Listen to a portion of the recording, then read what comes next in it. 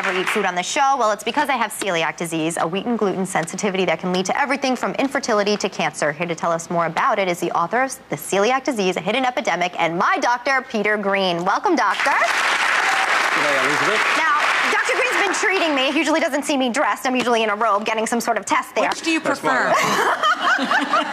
She looks great. Thanks, Doc.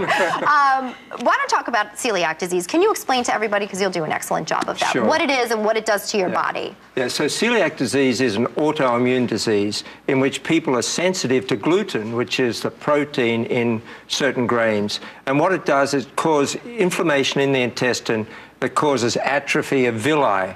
Can I have a look at the...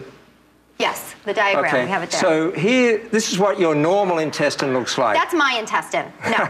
Well, you're halfway. You're going back in that direction. Yes, I am. So normal villi are these long finger-like projections that increase the surface area of your intestine and allow you to absorb all the nutrients. What happens when you get celiac disease? It goes flat. You lose all those villi, and then you withdraw gluten from the diet, and it goes back towards normal. Right, so I'm probably in the process of healing that. And when you have celiac disease, this can actually, if untreated, can lead to things like intestinal cancer, infertility, I've heard miscarriage, depression. That's True? right. The manifestations of it are very great, and remaining untreated leads to all those complications. Yeah, it's scary if you don't know that you have it. Elizabeth says she's, now I don't know if I have it. I know I'm gluten intolerant, but Elizabeth says she's healing that. Does that mean she will heal it and be better, or is this for the rest of her life she has to be gluten-free? You have to be gluten-free your entire life. It's a lifelong diagnosis. If you get diagnosed in childhood or as an adult, it's for the rest of your life. Right, it is. Because as soon as you start getting gluten, you go back in that direction, flattening the villi. Yeah, and I felt that a few times. Do we know the cause of this specifically, Doc? We don't know precisely, but we know a lot. We know it's an interaction of your genes, gluten, and environmental factors. None of us digest gluten very well. We didn't evolve to eat wheat, actually. Right.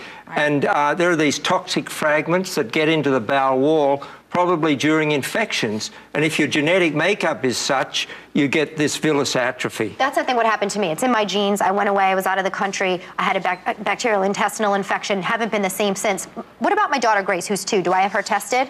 Well, you probably should do the gene test on her, because if she doesn't have the genes, you don't have to worry about it. What is the gene test? My mother has celiac, so that's well, why. if there's celiac disease in your family, each individual has about a 10% chance of having it. Some families have a lot and other families have none.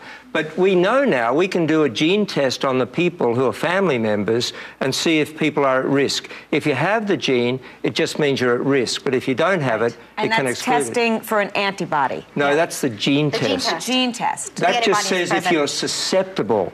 The antibody tests, if you're eating gluten... Say your body's reacting to something, right? Yeah, that shows that you have it at the time. Yeah. Because you can get it any time in your life. What about symptoms? What symptoms are people probably having and not realizing they have celiac? Well, the symptoms are very diverse, and that's one of the reasons that doctors don't make the diagnosis very often. They're very common. They can vary from symptoms that get labeled as irritable bowel syndrome, gas, bloating, diarrhea, fatigue. It's very attractive when you have it. I might have. It's fun to explain to people. Well, you'd probably be attractive whatever you had. Doctor Green. So great. So it's very diverse. Depression, neurological problems.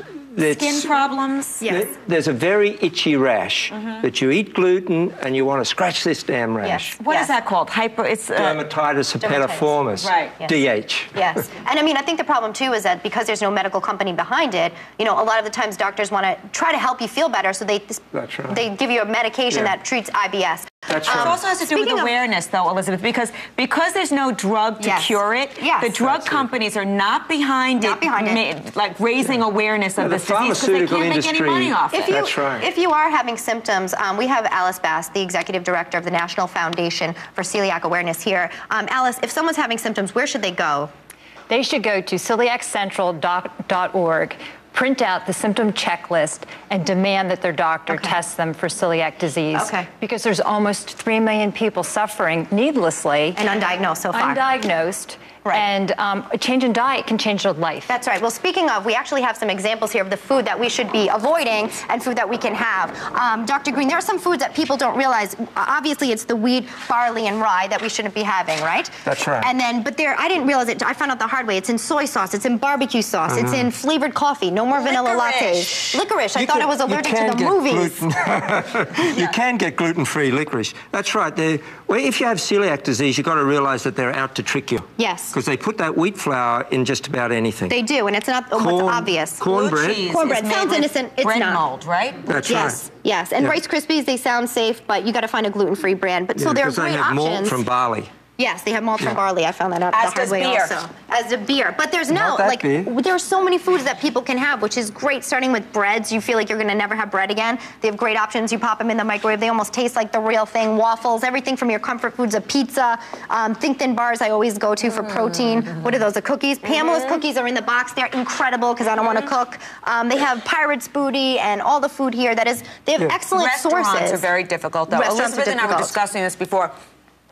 Nobody believes you. They think you're lying when you go to a restaurant. They're like, well, it just has a dusting of flour. You can't even have the littlest bit. It's not like that in the rest of the world. America, the United States, is very far behind many countries in Europe, Australia, where I come from. Gluten-free foods are widely available. You're Australian? I thought you were from Brooklyn. No, he's from... I'm shocked to hear that. These are supposed to taste like Didn't a you Kit even Kat. say today? No, these are actually made, and they're supposed to taste like Kit Kat, so I need to give you the test, Susie, because you're honest. Who makes those ones? These are actually glutino. They're sugar-free wafers that are chocolate-covered, and I love them. What about the brownies? The brownies are outstanding. Actually, once you find out you have celiac disease, you're probably going to get really fat because they have such incredible food. Well, so I think that is something that people have to watch. Sometimes, because people are then absorbing their food that they never absorb. And if you eat the same amount of food, you can gain weight, your cholesterol can go up. So, you know, it is actually a healthy diet. It's a healthy diet, and it's also great if you have an incredible doctor to help you along the way. You've been wonderful, Dr. Green. Thank you so much.